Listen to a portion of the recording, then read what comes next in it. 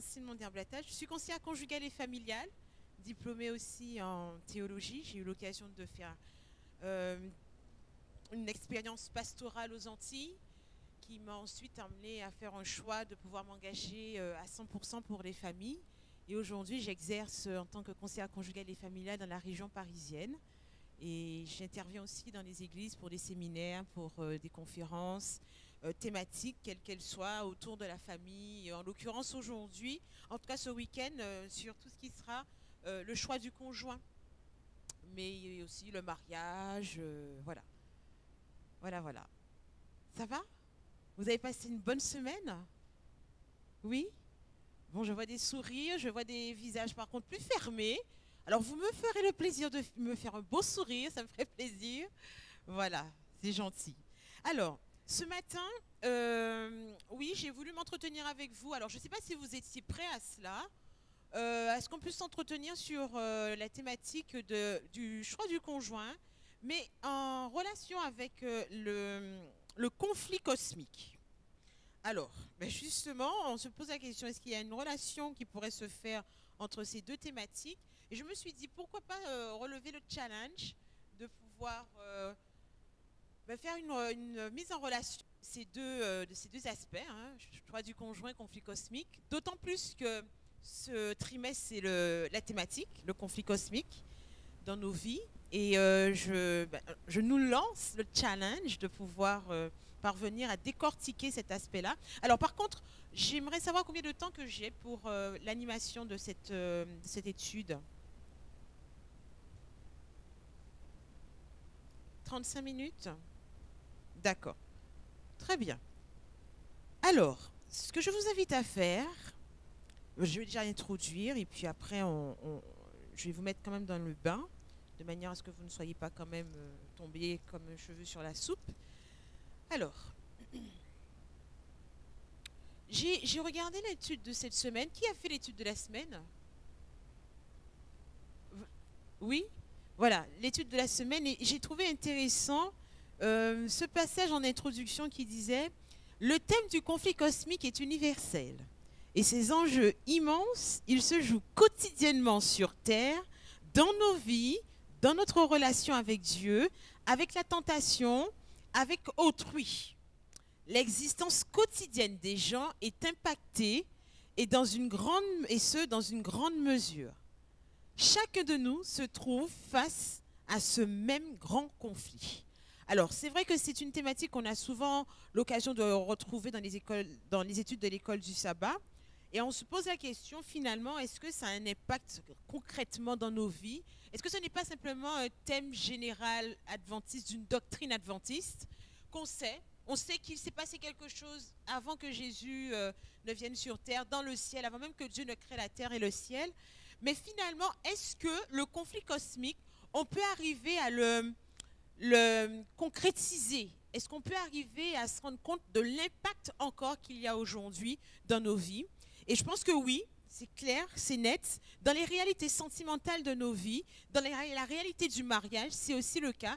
Et c'est ce que je vous invite à pouvoir découvrir avec moi aujourd'hui, au travers d'un texte qui va nous surprendre. En tout cas, je vais travailler avec vous et j'attends de vous que vous puissiez participer largement dans les échanges. Je vais vous orienter quelque peu. Alors, je nous invite à lire ensemble 1 Samuel 25. 1 Samuel 25.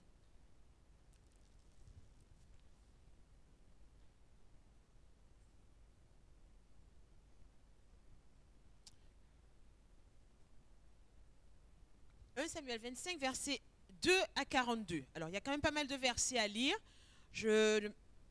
J'aimerais bien qu'il y ait 2 personnes, 3 personnes qui se lancent dans la lecture. De façon dynamique, on ne s'endort pas ce matin, on y va. Et puis après, on va se lancer dans les questions. Mais avant, je vous invite à prier, incliner la tête pour une prière. Je te bénis de ce que tu nous donnes l'occasion d'ouvrir ta parole, ô Dieu, librement, en ce jour de sabbat. Elle est une lampe à nos pieds et nous voudrions qu'aujourd'hui, elle puisse guider tout un chacun et en particulier, Seigneur, ceux qui aujourd'hui réfléchissent déjà sur leur réalité de couple, veulent s'engager dans la réalité du mariage, mais veulent aussi le faire avec tes enseignements. Puisse ce texte exploser à nos visages de vérité et de bonnes nouvelles. Et merci de nous conduire dans l'étude par la présence de ton Esprit Saint en nous et la présence de tes anges dans ce lieu, au nom de Jésus. Amen. Alors on y va pour la lecture. 1 Samuel 2 et suivant, jusqu'au verset 42. D'une voix intelligible pour ceux qui vont lire et avec un bon rythme et une bonne lecture.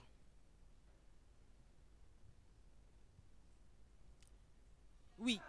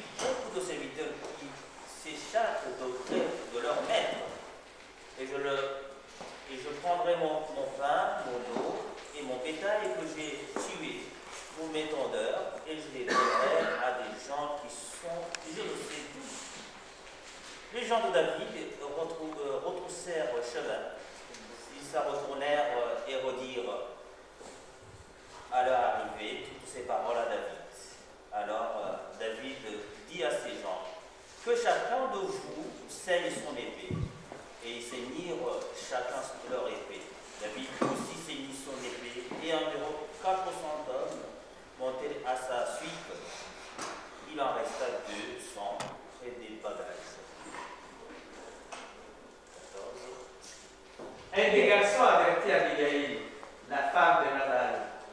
Voici, dit-il, que David a envoyé du désert des messagers porter ses compliments à notre maître. Et notre maître s'est jeté sur eux. Or, ces hommes ont été très bons pour nous. Nous n'avons pas été molestés et nous n'avons rien perdu tout le temps que nous avons circulé avec eux quand nous étions à la campagne. Ils ont été notre rempart la nuit et le jour, tout le temps que nous avons été avec eux à faire paître les brebis.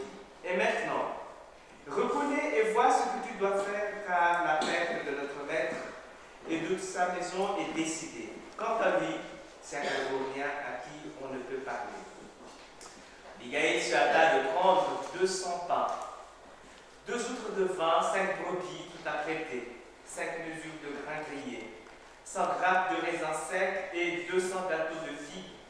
Elle les chargea sur les ânes. Elle dit au garçon, passez devant moi, je vous suis. Mais elle ne prévint pas Nabal, son mari. Verset 20. Montée sur un âne, elle descendit la montagne par un chemin couvert, et voici David et ses gens descendaient en face d'elle, en sorte qu'elle les rencontra. David avait dit, c'est bien en vain que j'ai gardé tout ce que cet homme a dans le désert, et que rien n'a été enlevé de tout ce qu'il possède. Il m'a rendu le mal pour le bien.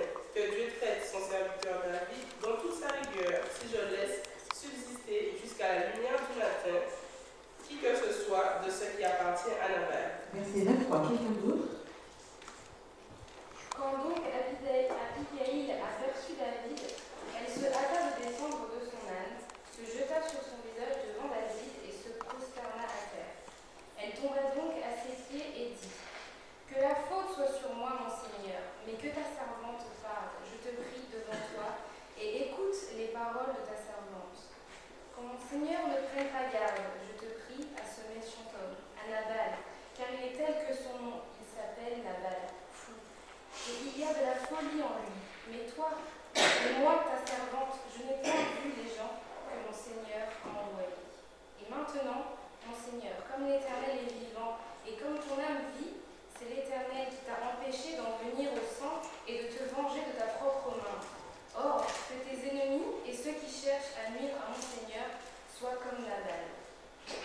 Verset 27. Accepte ce présent que ta servante apporte à mon Seigneur, et qu'il soit distribué aux gens qui marchent à la suite de mon Seigneur. Pardonne, je te prie, la faute de ta servante, car l'Éternel fera à mon Seigneur une maison stable. Pardonne, car mon Seigneur soutient les guerres de l'Éternel, et la méchanceté ne se trouve jamais en toi. S'il s'élève quelqu'un qui te poursuit et qui veuille à ta vie, l'âme de mon Seigneur sera liée dans le faisceau des vivants auprès de l'Éternel ton Dieu. Et il lancera du feu de la fronde l'âme de tes ennemis. Lorsque l'Éternel aura fait à mon Seigneur tout le bien qu'il t'a annoncé, et qu'il t'aura établi chef sur Israël, mon Seigneur n'aura ni remords ni souffrance de cœur, pour avoir répandu le sang inutilement et pour s'être vengé lui-même. Et lorsque le Seigneur aura fait du bien à mon Seigneur, souviens-toi de ta servante. David dit à Abigail, béni soit l'Éternel, le Seigneur de Israël, qui t'a envoyé aujourd'hui à ma rencontre. Béni soit ton nom, ton bon sens, pardon. Béni sois-tu, toi qui m'as empêché en ce jour de répandre le sang, qui a retenu ma main. Mais l'Éternel, le Dieu d'Israël, qui m'a empêché de te faire du mal, est vivant.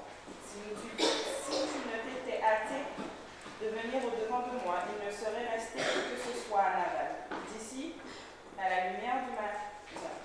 Et David prit de la main d'Abigail ce qu'il lui avait apporté et lui dit, monte en paix dans ta maison. Vois, j'ai écouté ta voix et je t'ai favorablement accueilli. Verset 36 jusqu'au verset 42. Abigail arriva auprès de Nabal et voici, il faisait dans sa maison un festin comme un festin de roi.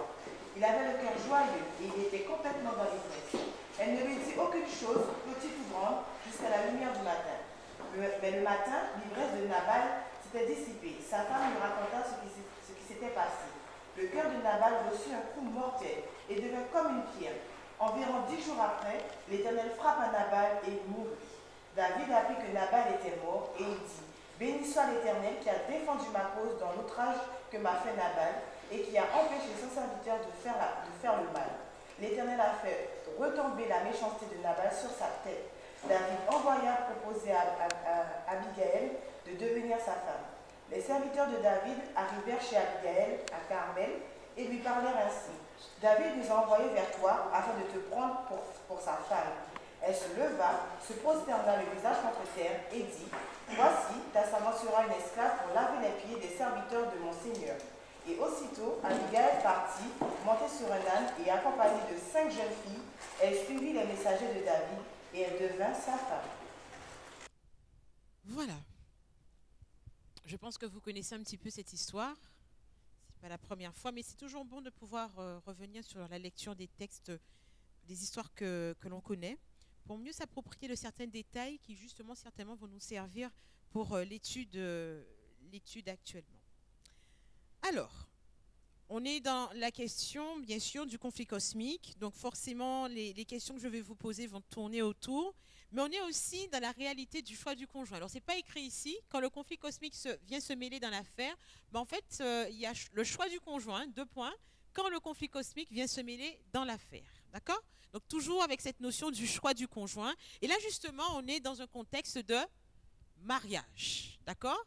C'est l'union entre 2 personnes, entre Abigail et David. Heureusement que je vous ai emmené à lire le passage. Non, enfin c'est venu par la suite le mariage d'Abigail et de David, mais là on parle du mariage d'Abigail et de Nabal. Exactement, on reste concentré dessus, même si de toutes les façons on fera peut-être l'évocation de David après, enfin en tout cas du mariage de David et d'Abigail, mais dans un premier temps on reste concentré sur le texte, enfin sur Abigail et Nabal. Alors ma première question pour vous sera de vous poser cette interrogation.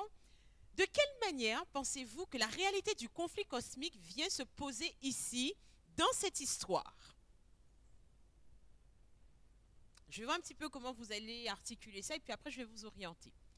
De quelle manière vous sentez ici qu'il y a une réalité de conflit cosmique dans l'histoire, dans le mariage, dans l'union entre Abigail et Nabal?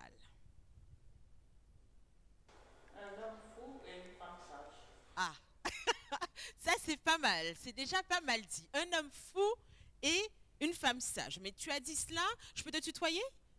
D'accord, tu dis cela, mais voilà, tu dis quoi en disant cela? Tu dis deux mots, mais ça veut dire quoi? Est-ce que tu peux aller plus loin dans ton explication? Dans leur comportement, dans leur façon de faire, et puis, comment dire, ils portent un nom approprié à ce qu'il est. Voilà. Et c'est l'image qu'il donne. Et je ne sais pas si sa famille avait bien réfléchi avant de la donner en mariage à cet homme. Avant de la donner en mariage à cet homme. D'accord, un élément de réponse assez intéressant. Est-ce qu'il y a d'autres commentaires par rapport à cela en parlant du conflit cosmique? D'accord? Oui. Il y a toujours le bien et le mal. Il y a toujours le bien et le mal. Alors par contre, il va falloir m'expliquer. Et dans le sens où, si on voit déjà l'histoire, il y a David et ses serviteurs qui a fait du bien à la famille de Nabal et qui a protégé tous les troupeaux et tous ses serviteurs. Et le mal, c'est que Nabal n'a pas reconnu effectivement ce qui a été en faveur. Alors que Abigail, elle l'a compris et elle a manifesté effectivement l'idée de l'hospitalité. Et en quoi justement cela fait partie du conflit cosmique? En quoi ce qui est d'ailleurs très juste, hein, mais quel est le rapport avec le conflit cosmique, cette notion de faire du bien, d'hospitalité et tout ça pourquoi c'est en rapport avec le conflit cosmique? Oui? Pour moi, elle a représenté la grâce dans cette situation-là, parce que la vie s'applique à faire quelque chose de mal, et elle a aidé à ne pas commettre quelque chose d'irréparable, et c'est ce que moi je comprends de ce texte-là. En fait, le conflit cosmique intervient à ce niveau-là, parce qu'elle représente devant la grâce pour empêcher quelque chose de plus grave de se passer. D'accord. Mais là, tu viens compléter ce qu'il dit, mais pas m'expliquer le rapport avec le conflit cosmique. C'est ce qui se passe dans la vie de tous les jours. C'est une bataille entre le bien et le mal, savoir où se positionne, est-ce qu'on se positionne d'un côté ou de l'autre. Le conflit cosmique, ça, c'est pas uniquement dans le mariage, du coup là on le met dans le choix du couple, mais c'est quelque chose qu'on vit seul avec Dieu.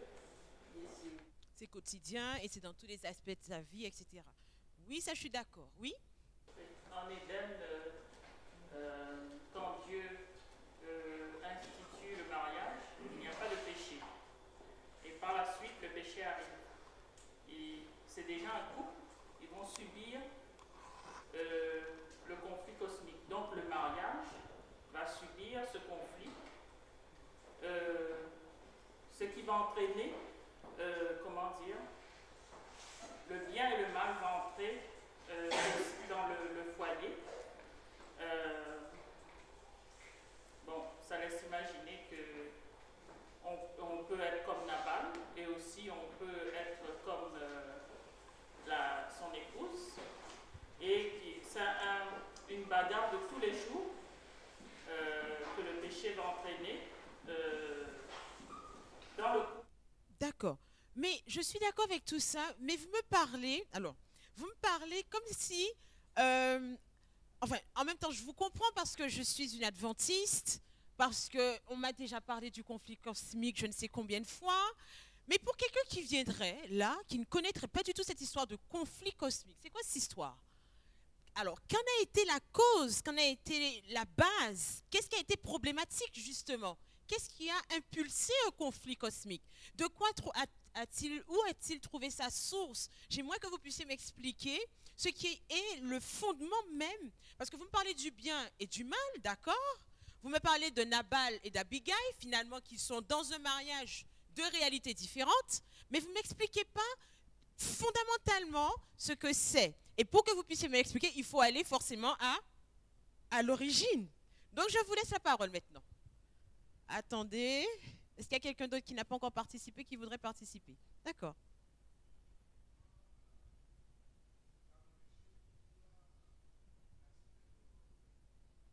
Ah, on commence à rentrer dans le truc. Par contre, il va falloir m'expliquer tout ça. Il ne faut pas partir sur de l'acquis. C'est comme si je ne comprends rien du tout. Je ne sais pas du tout ce que c'est que le conflit cosmique. Il va falloir me l'expliquer. Vous allez comprendre pourquoi je vous oblige à faire ça, pour que finalement on comprenne réellement le contenu du texte sous cet angle-là. Quand je parle de l'orgueil, c'est du temps de bien sûr au moment où Satan était Lucifer, et que donc, étant ne pas associé au plan du salut, lui, il a voulu prendre la place de Dieu. Et donc, c'est cet orgueil qui est entré dans le cœur de Lucifer, qui a fait maintenant créer un conflit, et créer une crise au ciel. Et c'est cette crise qui a créé une guerre. Et cette guerre, Lucifer a perdu et il a été précipité pour devenir maintenant Satan ou Lucifer ancien. Et donc c'est dans cet orgueil qui caractérisait la conduite de Nabal. Et en quoi justement, est-ce que tu peux me donner un élément qui montre ici qu'il est orgueilleux? Avec le texte, hein, si possible. La réponse que Nabal a donnée. Alors, on va le prendre alors. On va prendre cette réponse, on va l'analyser et on va voir en quoi c'est orgueilleux. Parce que pour quelqu'un qui ne serait pas de notre, forcément de notre avis, ça peut être dubitatif. Il peut rester dubitatif. Il peut se dire oui, mais d'accord, mais en quoi il est orgueilleux? Verset 10. Voilà, verset 10, qui nous dit. On a réponse au serviteur de David. Qui est David et qui est le fils d'Isaïe? Il y a aujourd'hui beaucoup de serviteurs qui s'échappent, donc quel est leur maître? Et en quoi c'est orgueilleux de sa part de dire ça? Alors déjà d'une part, tu ne l'as pas lu comme il faudrait, parce que ça donnerait quelque chose comme ça. Nabal répondit au serviteur de David. Qui est David? Et qui est ce fils d'Isaïe? C'est qui ça? C'est qui ce gars? C'est une manière d'un petit peu de snobber cette personne-là, en sachant qu'il sait que normalement c'est le roi. En tout cas, il n'est pas roi clairement, mais il est déjà roi. D'accord? En perspective d'eux. Et ça, tout le monde le savait. D'ailleurs, sa femme le sait, c'est pour ça qu'elle va courir après pour pouvoir rattraper finalement son erreur. Mais vas-y, tu voulais dire quelque chose. Je t'ai peut-être interrompu par rapport à cette notion de l'orgueil. Est-ce qu'il y a d'autres éléments qui montrent que c'est un orgueilleux? La suite au verset 1, Oui, la suite. quand il dit je prendrai mon pain, mon eau, mon bétail, et que je les fais pour mes tondeurs et que je les donnerai à des gens qui sont de je ne sais où. Donc c'est vraiment le mépris en fait, il méprise vraiment ces gens-là. Exactement. Alors, c'est très bien que tu prennes... Voilà. Alors, par contre, on n'est plus dans le... Alors, tout à l'heure, c'était l'orgueil. Tu parlais de l'orgueil. D'accord? Là, on n'est pas forcément dans l'orgueil. Il y a aussi de l'orgueil là-dessus. Mais tu fais très bien de signaler toute cette... ce champ lexical du « je », du « mon », qui revient, mon pain, mon eau, mon bétail, que j'ai tué pour mes tondeurs. Alors, vous voyez, c'est très redondant. Et je les donnerai à des gens qui sont... Et je les donnerai à des gens qui sont de je ne sais où. Voilà. Donc, en fait, il est orgueilleux, certes, mais il est égoïste. C'est surtout la notion ici, par rapport à ce verset-là, de la notion de l'égoïsme. Et pourquoi faire cette relation avec le conflit cosmique, alors? Pourquoi cette relation? Parce que ça a censé tourner vers lui. Et c'est là qu'il a vu qu'il n'était pas assez valorisé, et sa place n'était pas assez importante. Tout a commencé par l'orgueil de Satan. Son ego a pris une part importante, et du coup il est rentré en guerre. Exactement. Exactement. Est-ce qu'il y a un texte que vous connaissez qui peut justifier ce qu'on est en train de dire ici? Parce qu'il faut parler avec la Bible dans ce qu'on dit. Est-ce qu'il y a un texte qui nous témoigne de cette valorisation personnelle de Satan, qui va vouloir se mettre au-dessus de l'autre, qui va vouloir chercher à se mettre en valeur? Est-ce que vous connaissez? Pardon? Ézéchiel 28. On y va? On va lire Ézéchiel 28 pour revenir à ces textes qui sont des textes fondamentaux. Ézéchiel 28.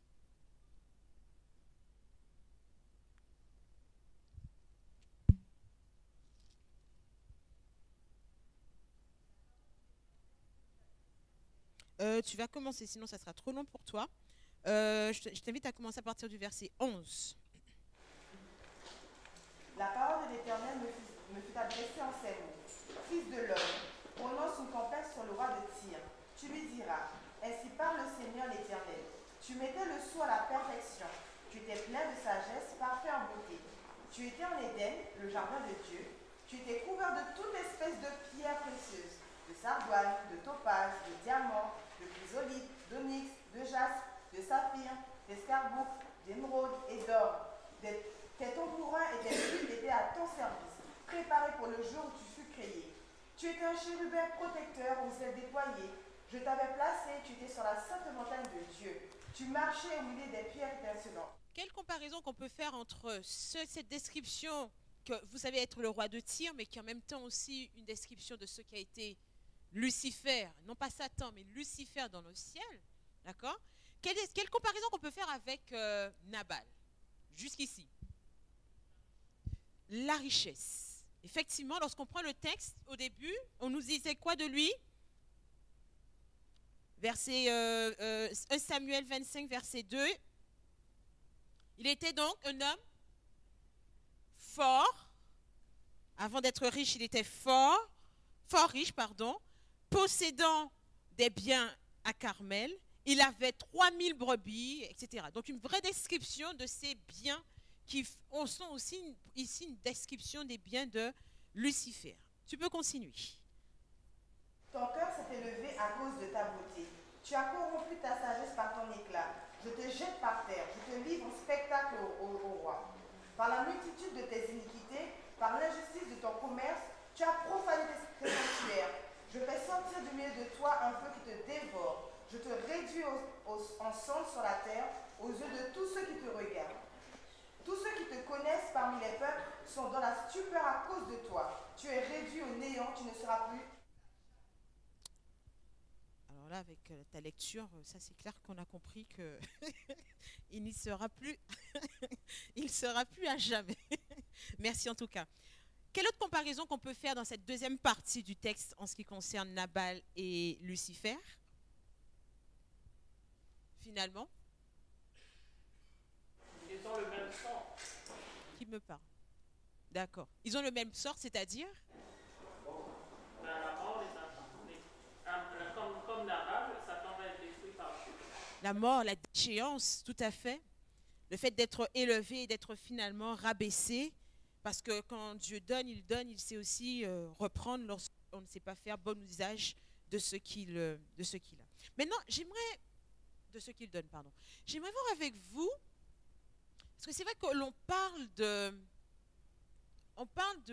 du conflit cosmique, on parle souvent de la jalousie de Dieu, de Satan à l'égard de Dieu, mais le conflit cosmique ne va pas un peu plus loin que ça. La cause du conflit cosmique ne va pas plus loin que ça, finalement. Oui. Je crois qu'il y a d'autres aspects qu'on n'a pas parlé, qui est à Ésaïe chapitre 14. D'accord, merci. Ésaïe 14, on y va. Tu disais à ton cœur, je monterai au ciel et je lèverai mon trône au-dessus des étoiles de Dieu et je m'asserai sur la montagne de l'assemblée et à l'extrémité du septentrion. Et Nabal connaissait la grandeur de David, quelqu'un qui a tué les milliers avec tous les chansons qui étaient là, avec Goliath, donc il connaissait l'histoire. Mais le discours qu'il a prononcé avant, comment le peut donner à quelqu'un dont je ne sais même pas le nom. Tout à fait. qui était même maître, c'est pour dire qu'il mettait David comme serviteur. Dessous de lui. Tout à fait. Tout à fait. Comme aussi, Satan voulait mettre Dieu en bas de... Tout à fait. Alors que Dieu était roi. Enfin, tout puissant. Et comme David aussi l'était. On voit vraiment cette corrélation. Et pour revenir à ce qu'on avait vu aussi comme comparaison, voyez ici le même discours qui est repris. Hein. Je monterai au ciel. J'élèverai mon trône. Je m'assierai sur la montagne de l'assemblée. Je monterai. Je. Voilà. OK? Donc là, on comprend vraiment que le principe fondamental, alors tout à l'heure, on disait que le conflit cosmique, c'est la réalité du bien et du mal dans un contexte particulier. Mais ça va plus loin que ça. Le bien, c'est quelque chose et le mal, c'est quelque chose. Qu'est-ce que le bien? Qu'est-ce que le mal? Je vous pose la question. Au regard de tout ce qu'on sait autour du conflit cosmique, qu'est-ce que le bien? Qu'est-ce que le mal? C'est comme la lumière et les ténèbres. Qu'est-ce que les ténèbres? Qu'est-ce que la lumière? Les ténèbres, c'est l'absence de lumière. Donc le mal, c'est l'absence de lumière. Tu n'as toujours pas expliqué ce que c'est. Ça, c'est le truc, voilà, je me dis au fil pour ne pas répondre. Qu'est-ce que le bien? Et ça, vous savez, on parle beaucoup de ça dans les églises. Hein. Il faut qu'on fasse du bien. Il ne faut pas faire le mal. Mais oui, mais c'est quoi le bien? Et c'est quoi le mal, concrètement parlant? Et le conflit cosmique vient nous donner une réponse à cela. Et justement, la réalité de Nabal et d'Abigail nous donne aussi une réponse concrète, claire et nette de ce que c'est que le bien, de ce que c'est que le mal. Alors, je vous pose la question à nouveau. C'est quoi le bien? C'est quoi le mal? C'est quoi faire du bien? C'est quoi faire du mal? Quand on est tourné vers l'autre, pour qu'il soit heureux, et quand on se tourne vers soi, du coup, ça devient... Redis ça à nouveau. Le bien, pour moi, c'est quand on se tourne vers l'autre pour qu'il soit heureux. Le mal, c'est quand on pense à soi. On le fait pour soi. Exactement. Je suis d'accord, ça va se comporter comme je pense normal. Mais le bien pour moi, toute action qui sera utilisateur du bien à l'épanouissement de l'autre, mais aussi on peut se faire du bien aussi à soi. Pas forcément, on peut nous dire ça, se faire du bien aussi. Ça vise finalement à l'épanouissement, à l'édification, mais toujours tourner de manière à ce que ça soit, je dirais, limite désintéressé. Voilà. Alors, c'est pas du tout d'accord. C'est que tu apportes une nuance. C'est pas être du tout d'accord. Quand c'est bien, c'est plutôt le mal. Je ne suis pas d'accord, c'est faire du bien aussi. C'est ça la chose. Tu apportes un équilibre, une nuance qui est tout à fait recevable en plus. Néanmoins, ce qu'elle dit, c'est juste quand même. Oui. Il n'y a pas de justice dans le monde, ni la vérité. Il n'y a que des mensonges. Ça s'englobe dans le mal. Oui, et c'est pas faux non plus, puisque même par rapport à Nabal qui dit qu'il ne sait pas qui est David, il sait très bien qui est David. Voilà, il fait l'ignorant, mais il joue à l'ignorant, mais il ment au fond. D'accord? Donc effectivement, c'est tout à fait juste. Le mal est imbibé dans le mensonge, dans les ténèbres aussi, dans ce qui est obscur, dans ce qui n'est pas clair, dans ce qui n'est pas net. D'accord? Voilà, c'est ça. Ça cache une vérité. Tout à fait. Néanmoins, il y a quelque chose qu'elle dit ici et qui est tout à fait juste. Remarquez bien que dans tout ce que Satan va faire au ciel, tout ce qu'il va mettre en place au ciel, tout ce qu'il va contester, accuser, parce qu'on parle quand même, quand on parle de conflit cosmique, on parle d'accusation, d'accord, contre Dieu. Oui, mais on parle d'accusation contre un principe de fonctionnement.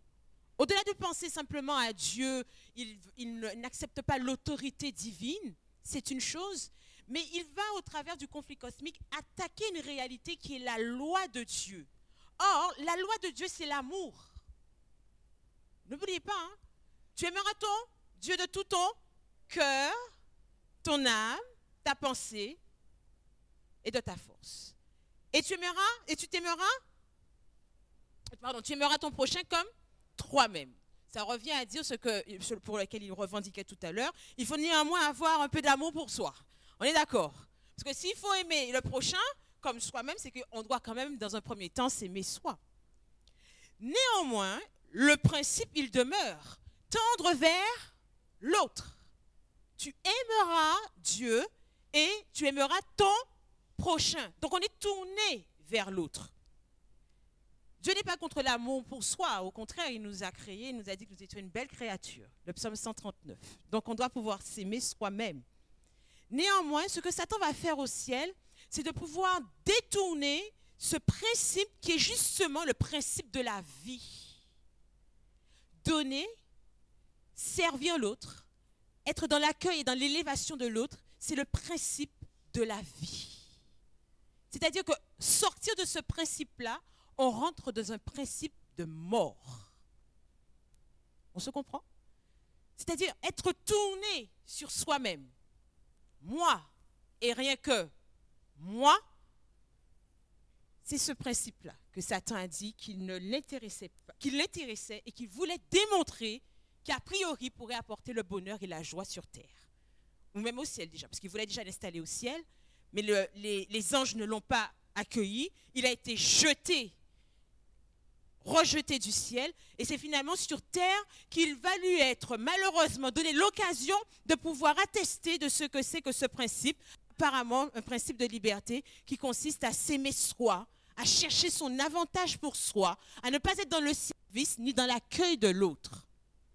Fondamentalement, nous ne sommes pas dans le conflit cosmique que dans une réalité d'un problème entre Dieu et Satan ou Satan et Dieu. C'est beaucoup plus large que ça. C'est un principe de gouvernement qui va être mis en place, deux principes finalement qui vont se confronter. S'aimer soi ou aimer l'autre. Mourir pour l'autre ou mourir pour soi.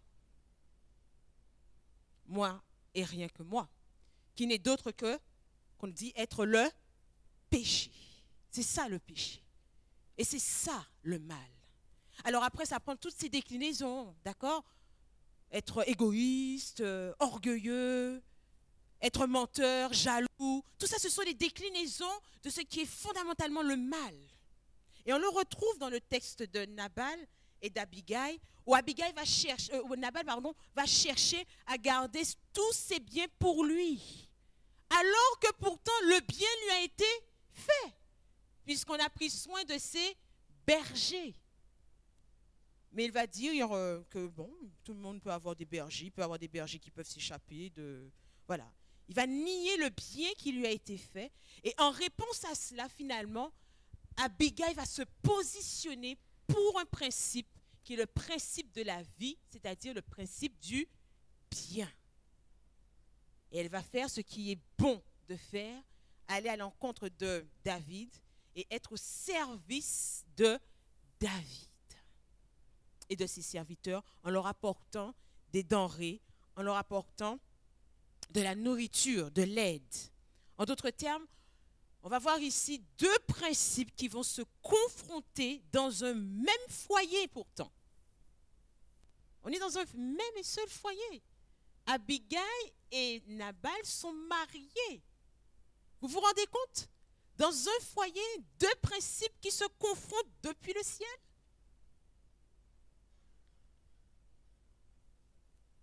Ça fait réfléchir sur ce que c'est que les mariages. Vous vous rendez compte qu'on ne se marie pas sans conséquence quand on prend en considération ces réalités-là. Et qu'on n'est pas simplement dans « je t'aime, tu m'aimes, on s'aime et on va vivre pour la vie ». Non, les enjeux sont beaucoup plus graves que ça, parce que je peux vous assurer que la pauvre Abigail, elle n'a pas dû être heureuse, cette femme. Avec un homme qu'on dit être fou, avec un homme qu'on dit être méchant. Voilà ce que c'est que la méchanceté. Chercher son intérêt. Chercher pour soi. Ne pas donner. Être égoïste. Ne pas être dans l'ouverture pour l'autre. Être complètement inconscient. Manquer de bon sens. Manquer de logique. Alors souvent on dit que les méchants c'est ceux qui ont de la colère en eux ou je ne sais quel sentiment, mais c'est plus subtil que ça dans la réalité de Dieu. C'est beaucoup plus subtil que ça. Alors maintenant ma question est de savoir, selon vous, que vient nous enseigner ce texte-là quant au choix du conjoint? Je vais faire un parallèle avec, parce qu'il faut que je termine. Que vient nous enseigner ce texte et tout ce qu'on vient de dire quant au choix du conjoint?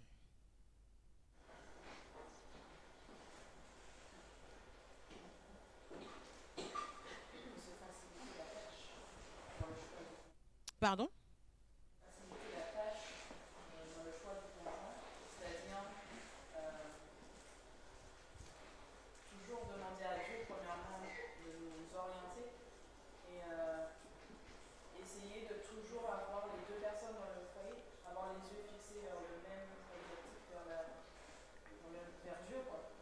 Parce qu'une fois qu'on commence à se dévier, à regarder autre part, du coup, ça commence à avoir.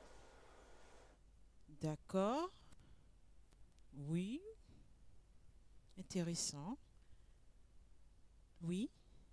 Et la Bible nous dit que les parents peuvent nous donner les biens, les richesses, ainsi de suite, mais c'est difficile de nous donner la bonne femme ou la femme d'une chose. Donc c'est Dieu seul qui sonde les cœurs, qui connaît et qui a goûté sur le conflit, qui sait à qui il peut nous donner comme choix. En effet, Mais je voulais ajouter aussi un autre aspect. Dans le camp d'Abigaïl et Laban, ce qui ressort, c'est que le bien gagne toujours. exactement. Le bien gagne toujours. Tout à fait. Il faut aller où il y a ce conflit aussi, et toujours c'est le bien qui gagne. Tout à fait. Le bien gagne, en effet. Et effectivement, ici, je retiens juste une remarque que vous avez faite qui concerne Abigail, qui est représentée ici comme étant la femme vertueuse de Proverbe 31. Vous voyez, toute la description, vous pouvez noter ça, les jeunes femmes. Soyez, en tout cas, formez-vous à être des femmes vertueuses. C'est tout un travail. Mais ce n'est pas impossible. Ce n'est pas du tout impossible, mais c'est une formation à laquelle Dieu même s'engage par le Saint-Esprit et qui est une formation de toute une vie. Mais ici, Abigail réellement est une femme vertueuse. Elle va faire des choses qui viennent attester de sa sagesse, de son engagement. Ce n'est pas une femme qui dort, qui s'endort. C'est une femme active, c'est une femme réactive, c'est une femme serviable, bienveillante, qui a du tact quand elle parle. Elle va parler aussi à David avec tact. Elle sera mettre à l'honneur cet homme-là qui va être touché justement dans son estime la plus profonde. Mais ce que peut nous enseigner ce passage en ce qui concerne le choix du conjoint, vous savez, on pourrait déjà prendre le texte que l'on connaît de 2 Corinthiens 6 qui nous parle de ne pas se mettre sous un joug étranger. Rien que cela pour pouvoir nous dire qu'il ne faut pas nous mettre avec quelqu'un qui ne soit pas chrétien, qui ne soit pas de la même congrégation que nous. Rien que ça. Mais le texte ici va encore nous emmener un peu plus loin à nous qui sommes des chrétiens et qui pourrait aussi nous adresser à des chrétiens tout comme nous. L'idée n'est pas tant de savoir qu'on épouse ou qu'on choisit quelqu'un qui serait de la même congrégation. L'idée est de savoir est-ce qu'on a le même état d'esprit. Est-ce qu'on a le même état de cœur? Est-ce qu'on est poussé vers les mêmes tendances? C'est-à-dire, cette tendance, est-ce qu'on a la même loi qui régit notre cœur? C'est-à-dire, la loi du service, la loi de l'amour, la loi du don de soi. Et ça, c'est très important que je vous le dise, parce que vous savez que dans les églises, des mariages se contractent entre adventistes. Et on vous dit après, mais comment ça? Mais moi, je me suis mariée avec un adventiste, je n'ai jamais pensé que j'aurais pu souffrir autant dans ma vie. Je suis mariée à un adventiste. Oui, un adventiste. Un attentiste aussi.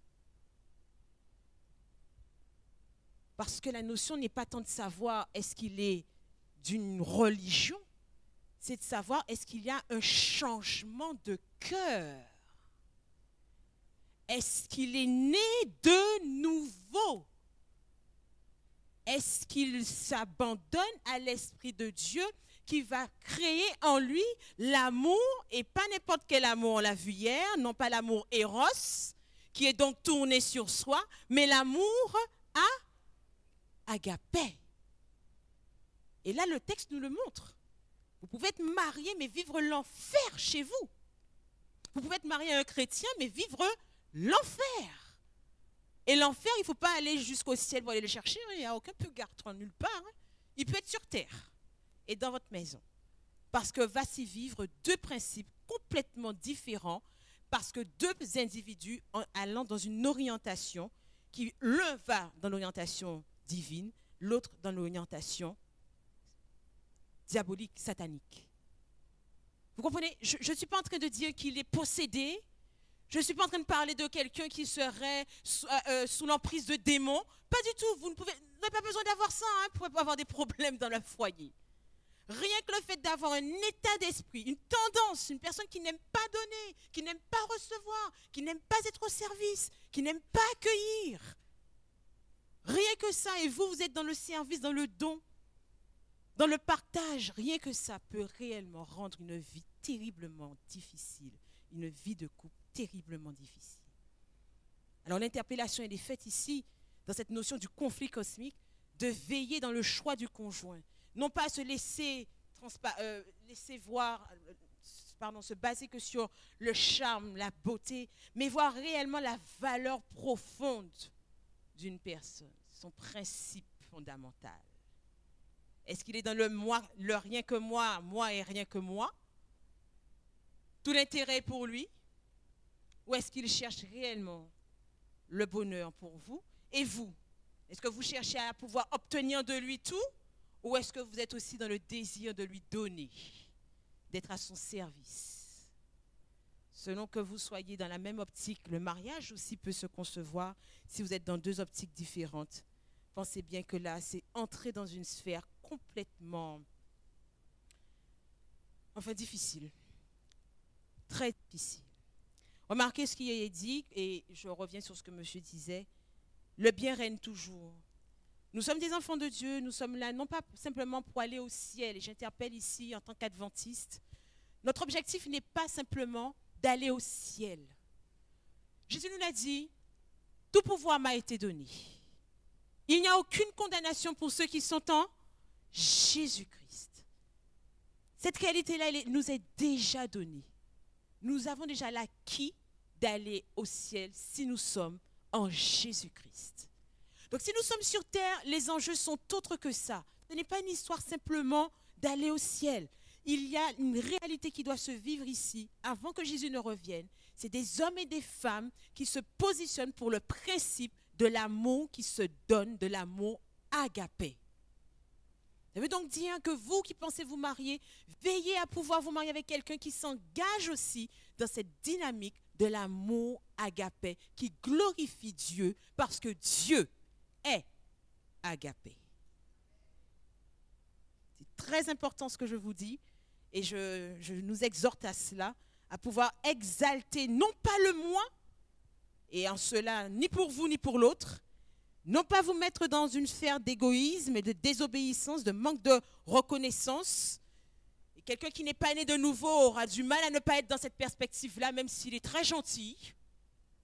Il peut être très très très gentil, mais très très très égoïste aussi. De toute façon, tout humain est égoïste. La seule puissance qui enlève l'égoïsme, c'est le Saint-Esprit. Or, si on n'est pas soumis au Saint-Esprit, comment est-ce possible de changer? Ce n'est pas possible. Donc oui, le mariage change. Ça aussi, c'est une perspective de se dire, oui, mais je vais changer. Ou il va changer. Oui, le mariage change, mais le mariage n'est pas un lieu d'évangélisation. Ce n'est pas quand vous allez vous marier que vous allez changer l'individu. Non. C'est avant qu'il doit être pénétré par la puissance du Saint-Esprit. Et se faisant soumis à lui, l'esprit, et ce n'est que l'esprit qui change un individu, peut le transformer par votre présence au sein du foyer. Voilà, c'est là pour moi une perspective que je voulais vous montrer. Je ne sais pas si je suis parvenue à vous montrer cette réalité du conflit cosmique. Deux principes qui sont en guerre, deux principes qui peuvent être aussi au cœur du mariage. Pour pouvoir l'éviter, le choix du conjoint est indispensable. Et ce choix-là, il n'est pas simplement de penser qu'on se marie avec quelqu'un qui est de la même congrégation que nous. Il s'agit de penser aussi à un choix de quelqu'un qui a le même état d'esprit et la même disposition à s'engager pour l'amour agapé et non pas l'amour de soi. Je m'arrête ici. Merci pour votre attention. Amen. On va prier, si vous voulez bien.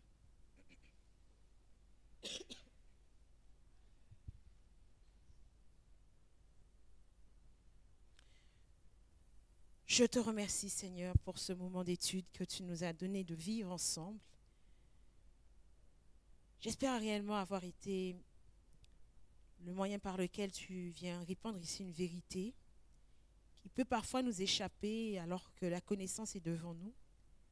Tu le dis, mon peuple périt faute de connaissance. Ici, Seigneur, nous voulons pénétrer encore plus, nous avons voulu pénétrer encore plus grandement cette réalité du conflit cosmique dans les détails et nous rendre compte que le choix du conjoint est capital, Père. Il y a des hommes et des femmes qui souffrent aujourd'hui parce qu'ils n'ont pas eu le privilège d'entendre cela ou parce qu'ils l'ont entendu et ont été au-delà de cette vérité. Alors qu'il y en a d'autres qui se projettent, je te prie de visiter chaque âme pour pouvoir leur donner la conviction, Seigneur, de l'importance de cette réalité, mais aussi la sagesse pour que ce choix soit fait, non pas selon des principes humains, mais des principes divins. Pour que l'objectif qui est le tien, au travers de nous, ton peuple, soit atteint. Glorifier ton nom dans ce jugement qui a commencé, Seigneur, de ta personne depuis le ciel. Car tu l'as dit, c'est à leurs fruits que vous les reconnaîtrez. Et c'est aussi à nos fruits que tu seras justifié. Or, ce fruit, c'est l'amour, Seigneur. L'amour qui se donne. Que chaque couple, chaque famille se mobilise désormais, ô Dieu, à pouvoir manifester ce type d'amour à la gloire de ton nom. Je t'ai prié au nom de Jésus-Christ. Je l'espère pour ta gloire. Amen.